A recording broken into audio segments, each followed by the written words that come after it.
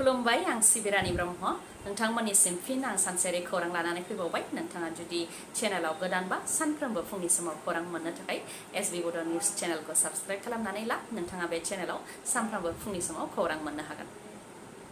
दुर्गा फुजानि रंजा बाजा थासारि सोलिफुबाय थानायनि गेजेरावनो स्नेता बसुमतारीनि नखराव अर जोंब्लावदों। अर जोंनायजों गोनां गोबां मुवा बेसादफोरा खामनानै सेवहांगार जादों।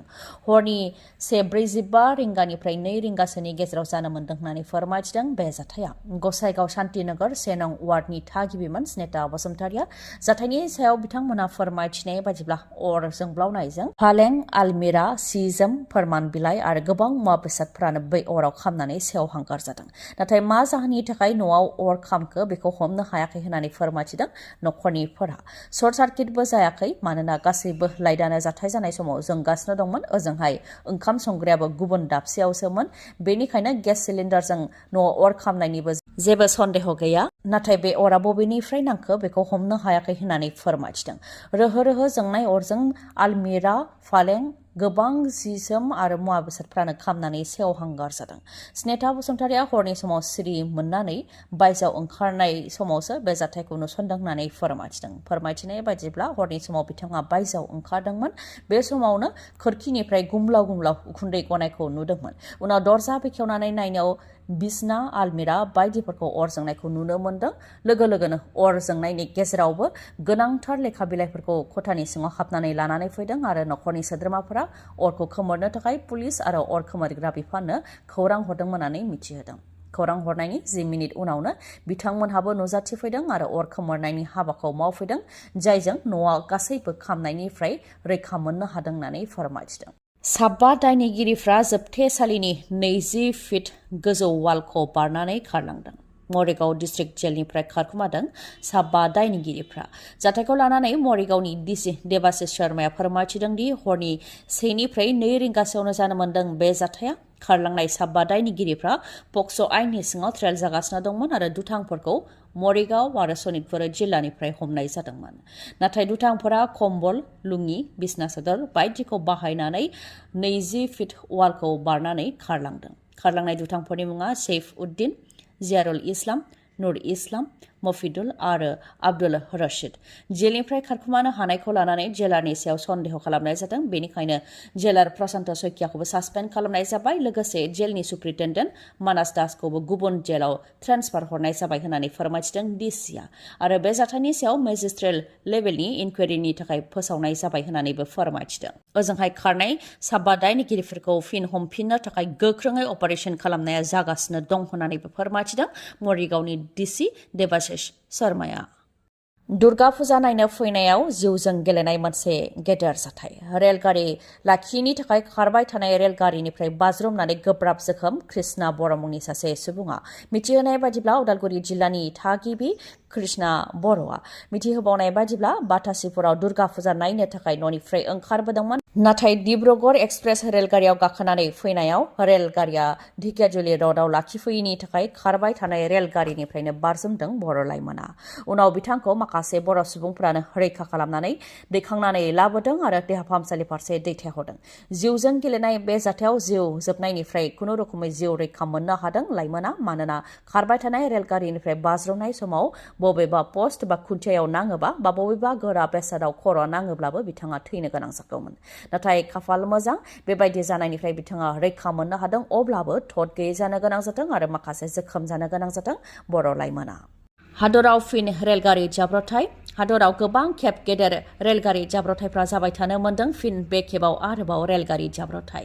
घन्टासेयाव 75 किल'मिटार गोख्रैथिजों खारनाय पेसेन्जार रेलगारिया दिदोमै थानाय मालगारिखौ उननिफ्राय सौख्रांहैदों, जायजों मोन 2 दाब्बाया रेल लामानि बायजोआव गोग्लैहैदों आरो बेनि मादाव माखासेया बेलथायदों, जायजों सा 19 सुबुंफोरा जोखोम जानो गोनां जादों। उनाव बिथांमोनखौ फाहामथायनि थाखाय देहा फाहामसालियाव थिसननो गोनां जादों। माइसुरु दारभांगा बागमाति एक्सप्रेस बे रेलगारियानो सौख्रांहैदों। गासै बे रेलगारियाव 1300 दावबायारिफोर दंमोन। तामिलनाडुनि तिरुवल्लुर जिल्लानि सिङाव थानाय कावाराय पेट्टाय रेल स्टेशन साखाथियावनो जानो मोन्दों बे जाथाया। जाथायनि सायाव साउथार्न रेलवेनि जेनेरेल मेनेजारआ फोरमायथिनाय बायदिब्ला सिगनेल होनाय बायदि रेलगारिया लामाजों खारलाङाखै। मेन लामाजों थांनो थाखायसो सिगनेलखौ हरनाय जादोंमोन नाथाय मेन लामाजों रेलगारिया खारलाङालासे बन्द जाहैनाय रेल लामाजोंसो खारलांदों जेराव मालगारिया दिदोमै दंमोन बे लामाजों खारलांनायनि उनावनो मालगारिखौ गोख्रोङै सौख्रांहैदों जायजों गासै मोन 12 दाब्बाया रेल लामानिफ्राय बायजोआव थांदों आरो बे मोन 12 दाब्बानि मादावबो माखासे दाब्बाफोरा बेलथायहैनो गोनां जादों आरो बे गासै जाथायाव 19 सुबुङा जोखोम जानो गोनां जादों रावबो सुबुंनि जिउ खोमानांनायखौ दासिम जेबो रिपर्ट मोननाय जायाखै मा जाहोननि थाखाय बेबायदि जाथाया जानो मोनखो बेनि सायाव नायबिजिरनो थाखाय बिथोन होनाय जाबाय होननानै फोरमायथिदों साउथार्न रेलवेसनि जेनेरेल मेनेजारा भारतआव दा दुर्गा फुजानि रंजा बाजा थासारि भारतनि अनगायैबो गुबुन गुबुन हादरफोरावबो दुर्गा फुजाखौ फालिदों थिग बेबायदिनो बांलादेशआवबो गुबुन गुबुन बोसोरफोरनि बायदि देग्लायबो दुर्गा फुजाखौ फालिदों नाथाय गुबुन बोसोरफोराव दुर्गा फुजायाव जेरैबायदि माखासे दुथां सुबुंफोरा गाग्लोबोमोन थिग देग्लायबो बेबायदिनो दुर्गा फुजायाव गाग्लोबदों माखासे दुथांफोरा पेट्रल बम खुबैनानै गोजोन गैयै थासारि सोमजिहोदों बांलादेशनि राजथावनि ढाकायाव पुराना ढाकानि टाटी बाजार ओनसोलाव जानो मोनदों बे जाथाया रिपर्टनि बायदिब्ला माखासे दुथां सुबुंफोरा फुजा सोलिफुबाय थानाय समावनो पेट्रल बम खुबैदों पेट्रल बम खुबैग्रा दुथांफोरखौ नुनायनि उनाव माखासे भलन्टियारफोर आरो सिबिग्राफोरा दुथांखौ हमनो नाजानायाव उल्थायै दुथाङा सुबुंफोरनि सायाव आरो भलन्टियारफोरनि सायाव सिखाजोंबो गाग्लोबदों जायजों साबाया जोखोम जानो गोनां जादों होननानै रिपर्टआव मोननाय जादों साबा जोखोम जानांनायफोरनि मादाव साब्रैयानो भलन्टियार आरो सासेया सिबियारि होननानै मिथिनो मोननाय जादों उनाव बे जाथायनि सोमोन्दै पुलिसनो खौरां होनायाव पुलिसआ संदानानै सानै दायनिगिरिफोरखौबो एरेस्ट खालामदों हमजानाय सानै दुथांनि मुङा मोहम्मद हृदय आरो मोहम्मद जीवन बे बोसोरनि दुर्गा फुजायाव बेबायदि गाग्लोबनायनि अनगायै सिगांनि बोसोरफोराव खुंनाय दुर्गा फुजाफ्रावबो बेबायदिनो गाग्लोबदों माखासे दुथां सुबुंफोरा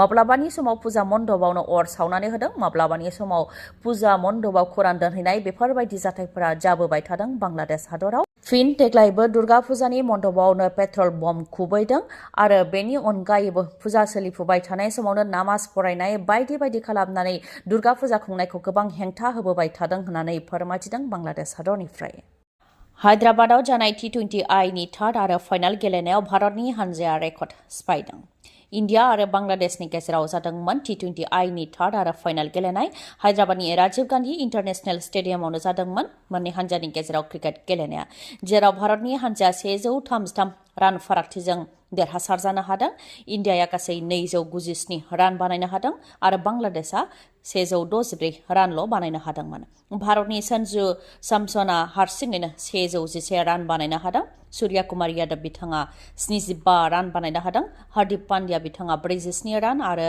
रियान पाराग बिथाङा 34 रान बानायनो हादोंमोन बिथांमोननि गोख्रों गेलेनायजोंनो भारतआ गासै 297 रान बानायनो हादोंमोन आरो 133 फारागथिजों बांलादेश हादरखौ फेजेननानै मोनसे गेदेर देरहासारनायखौ मोननो हादों भारतआव दासिमबो गोबां सुबुंफोरानो न' बां हा हु गैजायै सुबुंफोर दं दासिमबो गोबां सुबुंफोरानो जानाय लोंनाय आदारखौ मोजाङै मोनजायाखै बेफोरनि सायाव बिथा खालामनानै मोनसे रिपर्ट दिहुनदों ग्ल'बाल हांगार इन्डेक्स 2024 आव भारतआ जोबोद गाज्रि थासारियावसो जायगा मोनदों हादराव उखैनांनाय सुबुंफोरनि सायाव बिथा खालामनानै ग्ल'बाल हांगार इन्डेक्सखौ दिहुननाय जादोंमोन जेराव भारतआ 127 नि मादाव 105 रेंकआवसो जायगा मोननो हादों पाकिस्तान आरो आफगानिस्तानजों लोगोसे भारतआ जोबोद गाज्रि थासारियावसो जायगा मोननो हादों ओजोंहाय भारतनि खाथि खालानि हादरफोर जेरै बांलादेश श्रीलंका नेपाल बेफोरबायदि हादरा भारतनि गोजौसिनाव जायगा मोननो हादों बेफोर हादरफोरा मदारेट अदेबानि गेजेरनि खथायाव जायगा मोननो हादों ग्ल'बाल हांगार इन्डेक्स 2024 नि बायदिब्ला भारतनि 13.7 जौखोन्दोआनो मोजाङै जानाय आदारखौ मोनजायाखै 5 बोसोरसिमनि उन्दै गथ'साफोरनि मादाव 35.5 जौखोन्दो गथ'साफोरानो बैसो बायदियै जौवाखै आरो भारतनि 18.7 जौखोन्दो गथ'साफोरा जेसेबां गोजौ बे लेखायै लिरथाया बाङाखै आरो 2.9 जौखोन्दो गथ'साफोरानो 5थि जोनोम सान फैनायनि सिगांनो थैयो बेफोरनि सायाव बिथा खालामनानैनो ग्ल'बाल हांगार इन्डेक्सखौ दिहुननाय जायो आरो ग्ल'बाल हांगार इन्डेक्स 2024 नि बायदिब्ला भारतनि रेंकआ बा भारतआ 127 हादरफोरनि मादाव 105थि फारियावसो जायगा मोननो हादों जाय जोबोद गाज्रि थासारियाव दङ आसामनि 19 मावसुमाफोरा अरुणाचल प्रदेशआव नांथानानै दङ अरुणाचल प्रदेशनि दिबां भेलियाव खामानि मावनो थांदोंमोन बिथांमोनहा सासे थिखादारनि लेंनायाव खामानि मावनो थाखाय नगावनि दाब दाब जायगानिफ्राय थांदोंमोन नाथाय कम्पानिनि बिगोमाया गोबां हाराहास्ति खालामो, मोजाङै जानो होआ आरो थानो होआ बेखौ लानानै मावसुमाफोरा नखरनि सोद्रोमाफोरनो फोरमायथि हरदोंमोन आरो बेनिफ्राय उदां खालामनानै न'फारसे लाबोनो थाखाय खावलायहरदोंमोन। ओजोंहाय कम्पानिनि बिगोमाया 8 लाख रां मोनोबासो मावसुमाफोरखौ एंगारनानै हरगोन बा उदां खालामनानै हरगोन होननानै बुंथिदों। बेनिखायनो मदद नागिरनानै नखरनि सुबुंफ्रा नगावनि कसुवा पुलिस थानायाव एफआइआर होनो गोनां जादों आरो आसामनि गिबि मन्थ्रि डक्टर हेमन्त बिश्व शर्मायाबो बे बेलायाव जाहाथे मदद होयो बेनि थाखाय खावलायदों नखरनि सोद्रोमाफोरा। नोंथांनि मेगनाव जेंना जादों नामा? जुदि जेंना जादोंब्ला आरो नोंथाङा मेगननि मोजां डक्टर नागिरदोंब्ला नोंथांनि थाखाय मोजां खौरां। बङाइगावनि आइ हस्पिटालाव फैगोन सिनियर आइ स्पेशलिस्ट डक्टर प्रबिन बसुमतारी। बिथाङा एम्स निउ दिल्लीनि बारग' एसआर आरपिसि आरो दिल्ली जिएनसिटिनि बारग' आइ कनसालटेन्ट। डक्टर प्रबिन बसुमतारीनि अनगायैबो मेगननि डक्टर आशराफुल आलम आरो डक्टर मेघाली शर्माखौबो बङाइगावनि आइ हस्पिटालाव नोंथांमोनहा मोननो हागोन। लोगोसेनो कम्पिउटार पेकनि गेजेरजों केटारेक्ट सार्जारि खालामनो हागोन, जेराव जेबो सानाय गैयालासे, सुथेनाय गैयालासे आरो गोख्रैनो गाहामाव फैफिननायखौ नोंथांमोनहा मोननो हागोन। आबुं थङा जाहैबाय बङाइगाव लवार आसाम हस्पिटालनि उल्था दिगाव बास स्टेन्डनि साखाथियाव। फुंनि 10 रिंगानिफ्राय मोनाबिलि 7 रिंगासिम मेगननि डक्टरखौ मोननो हागोन बे बङाइगावनि आइ हस्पिटालाव। माबाफोर सुलुं लानो गोसो दंबावोबा नोंथांमोनहा 6900949900 बे नाम्बाराव खौरां लाहरनो हागोन। गोजोन्थों। खौरां फोजोबजासे नायनायनि थाखाय गोजोन्थों। नोंथाङा जुदि खौरांखौ मोजां मोनदोंबा अन्नानै लाइक, कमेन्ट आरो शेयार खालामनो दाबाव। गोजोन्थों।